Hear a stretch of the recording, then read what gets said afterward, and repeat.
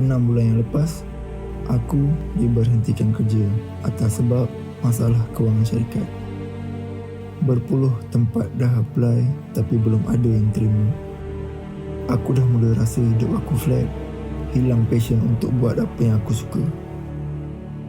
Benda yang paling sakit adalah bila pejam mata nak tidur, otak tak boleh berhenti berfikir.